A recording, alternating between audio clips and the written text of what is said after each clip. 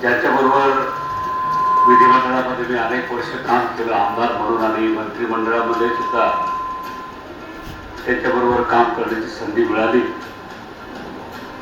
ते महाराष्ट्रातील एक नेते आणि राज्याचे माजी मंत्री, आमचे मार्गदर्शक माननीय ढोबळे साहेब, आजच्या या कार्यक्रमाच्या निमित्तानं व्यासपीठावर उपस्थित असलेले पासपोर्ट साहेब, आमच्या जळगावून आलेले आमचे सर्व सहकारी, रमाकांतजी चौधरी, सदाशिवजी लावगे, व्यासपीठावर उपस्थित असलेले आमचे सहकारी संतोषराव रायपुरे, त्यांचे सर्व सहकारी, या कार्यक्रमाच्या निमित्तानं व्यासपीठावरचे सर्व उपस्थित असलेले मान्यवर, या कॉलेजचे सर्व पदाधिकारी, त्याचा सर्व कर्मचारी वर्ग वृंद, सर्व मान्यवर, ज्यांना आज हा पुरस्कार मिळाला, ते पुरस्कार प्राप्त सर्व मान्यवर, आलेले सर्व माझे सहकारी, कॉलेजचे सर्व मान्यवर, बंधूंना आणि भगिनी, आज 1 मे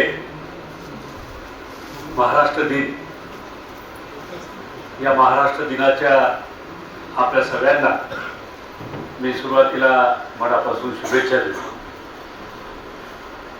महाराष्ट्र दिनाबरोबर आज कामगार दिन सुद्धा आहे आणि या कामगार दिनाच्या निमित्तानं सुद्धा आपल्या सगळ्यांना या ठिकाणी मी शुभेच्छा देतो, आपलं अभिनंदन सुद्धा करतो. लोक करिअर मार्गदर्शक तरुणाई पत्रिका यांच्यातर्फे आयोजित राज्यस्तरीय पद्मरत्न विद्या अवॉर्ड 2026 याचं वितरण आज आपल्या मलकापूर येथे आपल्या इंजिनिअरिंग कॉलेजच्या परिसरामध्ये या ठिकाणी संपन्न होत आहे आणि त्या निमित्तानं होणाऱ्या या छोट्याशा कार्यक्रमाच्या निमित्तानं आपण सर्वजण या ठिकाणी उपस्थित झालेला आहे. हा राज्यस्तरीय कार्यक्रम आहे आणि राज्यस्तरीय कार्यक्रम असल्यामुळे राज्यातील अनेक लोकांनी शिक्षण क्षेत्रामध्ये मागच्या काळामध्ये जे योगदान दिलं, त्या योगदानाबद्दल त्याचा हा छोटासा सत्कार आणि दिलेलं योगदान हे समाजाला माहीत व्हावं. आपण लोकांसाठी काय केलं, समाजासाठी काय केलं, याची माहिती समाजाला व्हावी, लोकांना व्हावी, जनतेला व्हावी, यासाठी एक स्तुत्य कार्यक्रम आज या कॉलेजच्या परिसरामध्ये होतोय आणि त्या कार्यक्रमाला आपण सगळ्यांनी मला निमंत्रित केलं, त्याबद्दल एक मनापासूनचा आनंद आजच्या या कार्यक्रमाच्या निमित्तानं मला निश्चितपणे होत आहे. या कॉलेजमध्ये मी अनेक वेळा आलो, वेगवेगळ्या निमित्तानं आलो. डॉक्टर कोलते साहेब आणि त्यांच्या सर्व सहकाऱ्यांनी मागील काही वर्षापूर्वी या कॉलेजचं रोपटं या मलकापूर शहरामध्ये लावलं आणि इंजिनिअरिंग बरोबर अनेक गोष्टी यांनीपर्यंत या त्यांनी इथे सुरू केल्या आणि मलकापूर आणि ग्रामीण भागामधल्या आमच्या सर्व तरुण तरुणींना एक इंजिनिअरिंग होण्याचं जे स्वप्न त्यांचं असतं ते पूर्ण करण्यासाठी आपल्याच गावात व्यवस्था करण्याचं काम डॉक्टर साहेबांनी आणि त्यांच्या सगळ्या सहकाऱ्यांनी केलं. त्याबद्दल मी त्यांचं या ठिकाणी खूप खूप आभार मानतो, त्याचं अभिनंदन सुद्धा करतो. कारण एक काळ असा होता की या समाजामध्ये इंजिनियर आणि डॉक्टर्स, त्याच्यात MBBS डॉक्टर्स हे अभावाने त्या ठिकाणी आढळायचे. या राज्यामध्ये मी पाहायचो की इंजिनियर झालेला माणूस त्याला एक वेगळा समाज त्याला वेगळ्या दृष्टीनं पाहायचा. फार कमी लोक होते, कॉलेजेस कमी होते.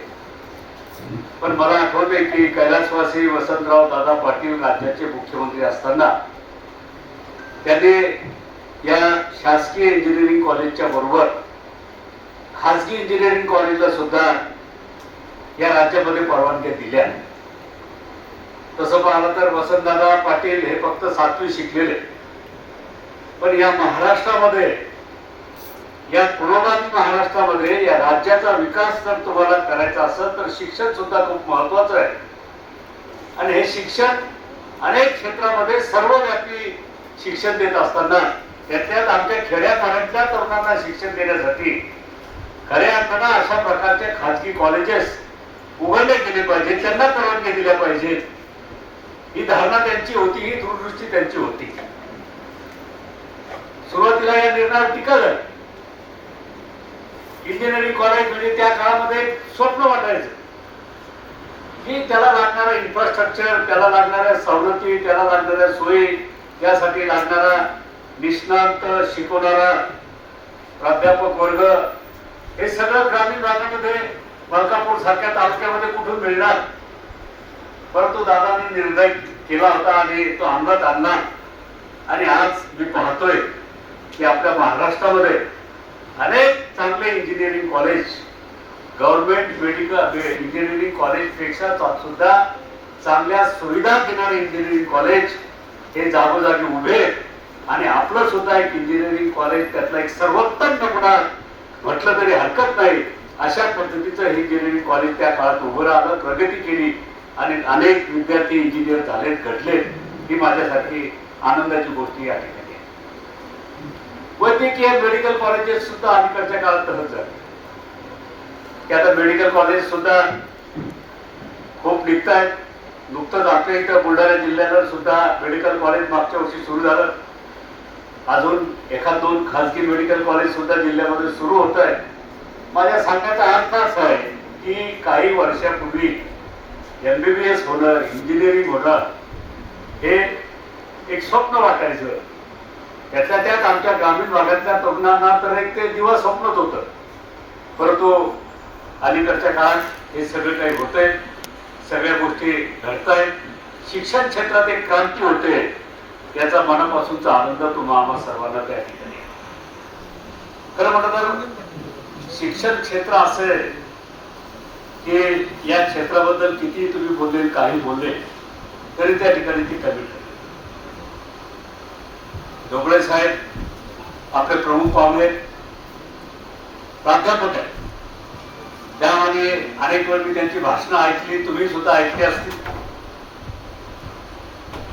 कोणताही विषय असो, विषय राजकीय असो, सामाजिक असो, शैक्षणिक असो, कोणताही विषय असो, या विषयावर अतिशय चांगल्या पद्धतीनं आणि आपल्याला समजेल अशा भाषेमध्ये विविध प्रकारचे उदाहरणं देऊन, विविध प्रकारे आपल्याला समजून सांगून आपल्याला मार्गदर्शन करणारे एक नेतृत्व म्हणजे माननीय ढोबळे साहेबांना अनेक वर्ष हा महाराष्ट्र ओळखतो. आणि आज ते प्रमुख पाहुणे म्हणून आले, मला मनापासूनचा आनंद झाला. अनेक वर्षानं माझी आणि त्यांची भेट झाली. अनेक वर्ष विधानसभेमध्ये, मंत्रिमंडळामध्ये काम केलेलं आहे. ते सोलापूर जिल्ह्यातले जरी असले तरी महाराष्ट्र त्यांना ओळखतो, हे या ठिकाणी निश्चितपणे आपल्या सगळ्यांना सांगितलं पाहिजे. आज हा पद्म पुरस्कार पद्मरत्न विद्या आव्हान नाव खूप मोठं दिसते आणि नावाप्रमाणे निवड सुद्धा झालेल्या व्यक्ती सुद्धा मोठ्याच असतील याबद्दल काही शंका नाही. कारण या ठिकाणी अगोदर सांगितलं की एक स्क्रुटनी कमिटी होती. त्या स्क्रुटनी कमिटीच्या माध्यमातून या क्षेत्रातले 22-23 लोकांची निवड आपण केली. 235 पैकी फक्त 23 फारच कंजूसी आपण दाखवली. जास्त निवडले असते तर हरकत नव्हती. 23 आकडा हा मधातला अंक कस काय बघायला मला समजत नाही. आपण 21 समजतो, 31 समजतो, 51 समजतो आणि ज्याला वर्गणी मागायला जातो त्याला 101 द्या म्हणतो, हे आपल्याला माहित आहे. त्यामुळे 23 आकडा हा 235 पैकी आपण निवडला. खरोखर स्क्रुटनी कमिटीनं फार बारीक खोलात जाऊन आणि काम केल्याचं, अभ्यास केल्याचं या ठिकाणी जाणवते. याचा अर्थ असा नाही की ज्यांची निवड झाली ते योग्य नव्हते, ते योग्य होते. कदाचित दरवर्षी हा पुरस्कार दिला जाईल. पुढच्या वर्षी ज्यांची निवड झालेली त्यांनी सुद्धा याच्यामध्ये भाग घेतला तर हरकत नाही. पण या क्षेत्रामध्ये काम करणारे मान्यवर हे खरोखर या राज्याचे समाज सुधारण्याच्या बाबतीमध्ये अग्रेसर असणारे लोक आहेत असं मी मानतो. या महाराष्ट्राला शाहू फुले आंबेडकर यांचा वारसा आपण मानतो. शिक्षण क्षेत्रामध्ये सुद्धा या क्षेत्राचा खूप मोठा वारसा आहे. शिक्षण क्षेत्राशिवाय राज्य पुढे जाऊ शकत नाही, देश पुढे जाऊ शकत नाही, समाज पुढे जाऊ शकत नाही, हे आपण सगळेजण त्या ठिकाणी मान्य करतो. परंतु ही पिढी घडवत असताना खऱ्या अर्थानं आमचे राज्याचे एक लोकनेते माननीय आर पाटील साहेब कैलासवासी यांचं नाव आपण ऐकलं असेल. अनेक क्षेत्रात त्याचा ठसा त्यांनी उमटवला काम करताना. ते नेहमी सांगायचे की या समाजामध्ये काम करणारे अनेक लोक आहेत, अनेक क्षेत्रात आहेत, पण त्या क्षेत्रातले अनेक लोक चुकले तर एखाद्याला हरकत नाही. त्या इंजिनिअरिंग कॉलेजच्या परिसरामध्ये आपण बसलो, त्या इंजिनिअरिंगच्या बाबतीत ते म्हणायचे की एखादा इंजिनियर चुकला तर एखादा रस्ता बिघडेल, एखादा पूल पडेल. डॉक्टर एखादा चुकला तर एखादा पेशंटचं मागे पुढे त्या ठिकाणी होईल. एखादा आर्किटेक्ट चुकला तर एखादा घर चुकेल, एखादा नकाशा चुकेल तो दुरुस्त करता येईल. पण एखादा शिक्षक जर चुकला, या शिक्षण क्षेत्रामध्ये ज्ञान वाटणारा जर त्या ठिकाणी चुकला तर पुढची पिढी खराब होईल. म्हणून सगळे चुकले चालतील, शिक्षण क्षेत्रातला माणूस चुकता कामा नये आणि म्हणून या क्षेत्राची महती खूप मोठी आहे. राज्यात अनेक खाते आहेत, अनेक विभाग आहेत. सुदैवाने शिक्षण खात्याचा राज्यमंत्री म्हणून मला 3-3.5 वर्ष काम करण्याची संधी आमचे नेते आदरणीय पवार साहेबांनी मला राज्यामध्ये दिली. खरं म्हणलं तर शिक्षण खात्याचा आणि माझा तसा फारसा काही संबंध अगोदर नव्हता. मी सहकार क्षेत्रातला माणूस, सहकार चळवळीत काम करणारा माणूस, डॉक्टर माणूस, वैद्यकीय क्षेत्रामध्ये काम करणारा माणूस. तर साहेबांनी शिक्षणासारखं खातं माझ्याकडे दिलं आणि 3-3.5 वर्ष शिक्षण खात्यामध्ये काम करत असताना हे खातं समाजामध्ये काय चमत्कार करू शकतं, हे खातं समाजामध्ये काय नेमकं काम करू शकतं, हे मी त्यावेळेस त्या ठिकाणी पाहिलं. नुसतं शाळा देणं, कॉलेजेस देणं म्हणजे शिक्षणाचा प्रसार करणं अशातला भाग नाही. तर डॉक्टर बाबासाहेब आंबेडकर, शाहू महाराज, महात्मा ज्योतिबा फुले, सावित्रीबाई फुले, भाऊराव कर्वे ही जी मंडळी या क्षेत्रामध्ये काम करणारी होऊन गेली, त्यांना अपेक्षित असलेली शिक्षण समाजाची व्यवस्था निर्माण करणं, निकोप असं या क्षेत्रामध्ये नवनिर्मिती करणं, नवपिढी निर्माण करणं, हे खऱ्या अर्थानं या क्षेत्रातलं महत्वाचं काम आहे. हे आम्ही त्यावेळेस पाहिलं आणि या राज्यामध्ये खऱ्या अर्थानं या खात्याच्या माध्यमातून आम्ही काम करण्याचा प्रयत्न केला. आज राज्याच्या तिजोरीवरचा 20 ते 25% खर्च हा शिक्षण क्षेत्रावर त्या ठिकाणी केला जातो, मोठा खर्च आहे. पण दुर्दैव यातनं असं आहे की 25%, 24% खर्च जरी एकंदर बजेटच्या शिक्षण क्षेत्रावर होत असला तरी प्रत्यक्षामध्ये मात्र शिक्षणाचा प्रसार, शिक्षणाचा प्रचार, शिक्षणाची व्याप्ती वाढवण्याच्या दृष्टीनं यातलं बजेट फार कमी असतं. यातला बराचसा खर्च हा तुमच्या पगारावर जातो आणि तुमचे पगार मी काही इथे जाहीरपणे सांगण्याची गरज नाही. ते किती आहेत, काय हे काही मी आपल्याला सांगणार नाही. तुमचे पगार सांगायला बसलो तर तुम्ही म्हणता आमचे पगार किती आहेत ते तुम्ही सांगितलं. आता सध्या आम्हाला दोघांना पगार नाही पण पेन्शन मात्र जरूर आहे. आमचं पेन्शन काही कमी नाही. पेन्शन घेताना आम्हाला कधी असं वाटतं की हे जरा जास्तच होतं. तसा तुमचा पगार मिळताना तुम्हाला कधी तसं वाटत असेल, मला वाटत नाही, खरं ते वाटत असेल.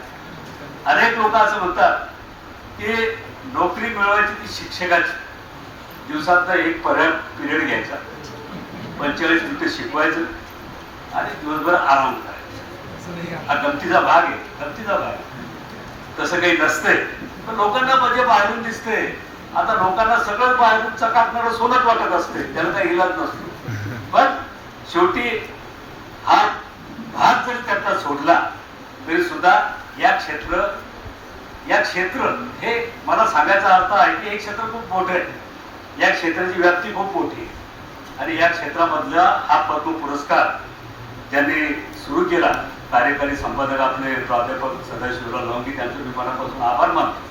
ते काही वर्तमानपत्र पेपरही या विषयाचं करिअरच्या संदर्भात त्या ठिकाणी चालू करतायत. हे खूप चांगली गोष्ट आहे, कारण आजच्या पिढीला त्याची नितांत आवश्यकता आहे. आजच्या पिढीला खऱ्या अर्थानं आवश्यकता आहे कॅरियर डेव्हलपमेंटची.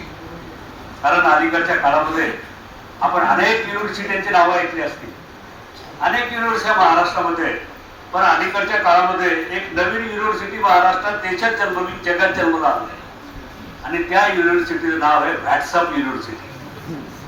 या व्हॅट्सअप युनिव्हर्सिटीच्या माध्यमातून नवीन पिढीला असं वाटतंय की हीच खरी युनिव्हर्सिटी. इथं आलेलं सगळं खरं आहे, इथं मत मांडलेलं हे 100% खरं आहे.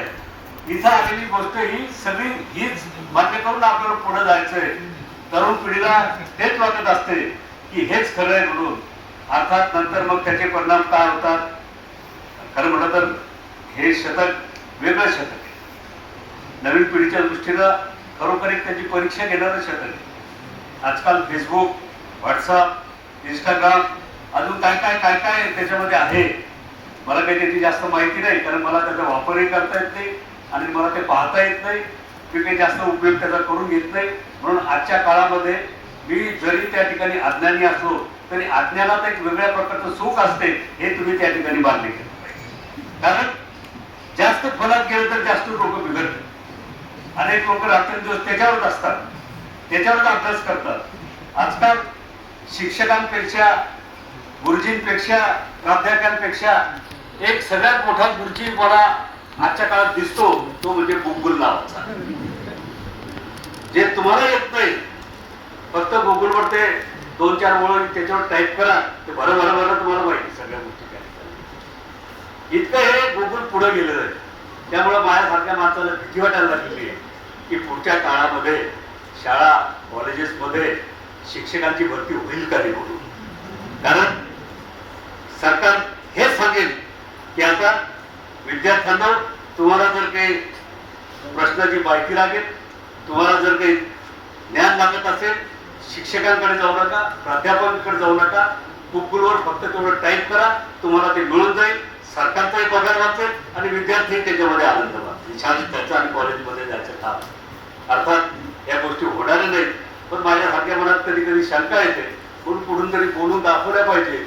म्हणून आजचं व्यासपीठ फार कमी आम्हाला लोकांना मिळते, म्हणून मी तो बोलून दाखवण्याचा प्रयत्न हा या ठिकाणी थोडासा या ठिकाणी केलेला आहे.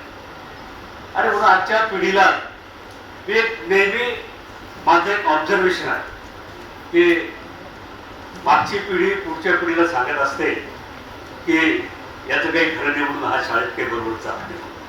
अर्थात मागच्या पिढीने काही फार चांगला कार्यक्रम, फार विकास त्या क्षेत्रात केलेला नसतो, पण आपल्याला एक सांगण्याची पद्धत आहे की हे या पुढच्या पोरांचं काही खरं नाही, पुढच्या विद्यार्थ्यांचं काही खरं नाही, पुढच्या पिढीचं काही खरं नाही. खरं म्हणलं तर याच कधी खरं नव्हतं, पण हा विनाकारण सांगत राहतो की पुढच्याचं काही खरं नाही. तसं काही नसते. पुढच्या पिढीतले, या पिढीतले शिकणारे लोक जर बसत असतील तर त्या गोष्टीतून लक्ष द्यायचं नसतं. आमचे बाप दाते सुद्धा आम्हाला असंच म्हणत होते की याचं काही खरं नव्हतं. आता मी 12.5 वर्ष मंत्री राहतो, 25 वर्ष आमदार राहतो, आता माझं काहीच खरं नव्हतं का? पण ती म्हणण्याची पद्धत आहे आपली की याचं काही खरं नाही म्हणून. त्यामुळे या शिक्षण क्षेत्रामध्ये सगळ्यांच चांगलं आहे, सगळ्यांच खरं आहे. आणि या काळात या शिक्षण क्षेत्रामधनं आता आपल्याला पुढच्या काळामध्ये चांगल्या पद्धतीने काम करायचंय, पुढे जायचंय. आणि म्हणून आज हा पद्मरत्न विद्या अवॉर्ड पुरस्कार या ठिकाणी दिला जाणार आहे. मी अगोदर विचारलं माझं भाषण सुरू होण्याच्या अगोदर म्हणलं अगोदर आवड देऊन द्या ना, तेव्हा नंतर कोणी भाषण ऐकायला कोणी थांबणार नाही. मला आम्ही एवढे तर काही वाईट बोलत नाही की आमचं भाषण लोकांना आवडणार नाही म्हणून. त्या ढोबळे साहेब इथं असल्यानंतर, एक विद्वान माणूस इथं असल्यानंतर हे शक्य नाही. पण अलीकडच्या काळात ती पद्धत. आम्ही सुद्धा शिक्षण खात्यामध्ये मी काम करत होतो, राज्यमंत्री म्हणून काम करत होतो. त्यावेळेस मी पाहायचो की दरवर्षी आदर्श शिक्षक पुरस्कार दिले जायचे आणि आदर्श शिक्षक पुरस्कार दरवर्षी महाराष्ट्रात कुठेतरी एक कार्यक्रम व्हायचा. मुख्यमंत्री राहायचे, उपमुख्यमंत्री राहायचे, शिक्षण मंत्री राहायचे, राज्यमंत्री राहायचे, टेक्निकल एज्युकेशन खात्याचे मंत्री राहायचे, वैद्यकीय शिक्षण खात्याचे मंत्री राहायचे. त्यावेळेस असंच चालायचं. तो पुरस्कार देऊन द्या, नाही का पुरस्कार दिलं तर हे देऊन जातील. त्यापेक्षा अगोदर भाषणात पाहिजे, नंतर पुरस्कार द्यायचे. एक खात्री राहायची की ज्यांना पुरस्कार मिळालेले ते पुरस्कार घेतल्याशिवाय कोणी घरी जात नाही. त्यामुळे आज सगळेजण आपण आलात. एक चांगला गुरुवर्य गुणवंत शिक्षक गौरव सोहळा आज या ठिकाणी संपन्न होतोय. त्या निमित्तानं खरोखर मागच्या काळामध्ये आम्ही जे शिक्षक पुरस्कार दिले त्याची आठवण आजच्या या कार्यक्रमाच्या निमित्तानं झाल्याशिवाय राहत नाही. मी सगळ्यांचं मनापासून कौतुक करतो, सगळ्यांचं मनापासून आपल्याला धन्यवाद देतो की आपण खूप चांगला उपक्रम या ठिकाणी सुरू केला आणि त्या निमित्तानं या महाराष्ट्रातील एक चांगल्या शिक्षकांचा गौरव इथं होत असताना या समाजाला त्याच्या कार्याचा सुद्धा त्या निमित्तानं अनुभव येतोय. त्यांनी नवीन नवीन संशोधन काही या क्षेत्रामध्ये केलं असेल, कारण शिक्षण असं क्षेत्र आहे की हे निरंतर याच्यामध्ये संशोधन सुद्धा चालू असतं. वेगवेगळे कोर्सेस असतील, त्या कोर्सेसच्या निमित्तानं त्या पुढे त्याला लागून असलेले अनेक कार्यक्रम असतील. हे वेगवेगळे कार्यक्रम या क्षेत्रामध्ये चालू असतात. सगळ्या क्षेत्रात संशोधन चालू असते. शिक्षण क्षेत्रामध्ये सुद्धा संशोधन चालू असते. विद्यापीठांचं ते त्या ठिकाणी काम आहे. केंद्र करत असते, राज्य करत असते आणि अनेक शिक्षक जे स्वतःला या क्षेत्रामध्ये वाहून घेतलेले शिक्षक आहेत ते सुद्धा वेगवेगळ्या प्रकारचं संशोधन याच्यामध्ये करत असताना हे शिक्षण सोपं कसं होईल, विद्यार्थ्यांना कसं चांगलं लवकरात लवकर समजेल, त्याला कसं ते पसंती त्या ठिकाणी पडेल, त्यातून एक आदर्श विद्यार्थी कसा तयार होईल या संदर्भातलं संशोधन सुद्धा याच्यामध्ये चालू असते. त्यामध्येही काम करणारे अनेक शिक्षक प्रामुख्याने असतील. त्या सगळ्यांचा सुद्धा गुणगौरव आज या ठिकाणी होतोय. आपण आज पुरस्कार मिळाला म्हणून आपलं काम थांबवू नका. पुरस्कार मिळाल्यानंतर अधिक जिद्दीनं या क्षेत्रामध्ये काम करण्याचा आपण प्रयत्न करा. आणि शिक्षण क्षेत्र महाराष्ट्रातील आणि देशातील एक उज्ज्वल असं क्षेत्र आहे. या क्षेत्रासाठी आपण निरंतर असं वाहून घ्या आणि वाहून घेऊन देशाची आणि राज्याची सेवा करा. एवढीच अपेक्षा आजच्या या कार्यक्रमाच्या निमित्तानं मी या ठिकाणी व्यक्त करतो आणि पुन्हा एकदा आयोजकांना या ठिकाणी मनापासून धन्यवाद देतो की आपण एक चांगल्या कार्यक्रमाच्या निमित्तानं आज महाराष्ट्र दिनी मला या ठिकाणी बोलवलं, माझा मान सन्मान केला, सत्कार केला, आपल्या सगळ्या महानुभावासमोर 2 शब्द बोलण्याची संधी दिली. त्याबद्दल आयोजकांना पुन्हा खूप खूप धन्यवाद देतो आणि माझे 2 शब्द पूर्ण करतो. धन्यवाद. जय हिंद, जय महाराष्ट्र.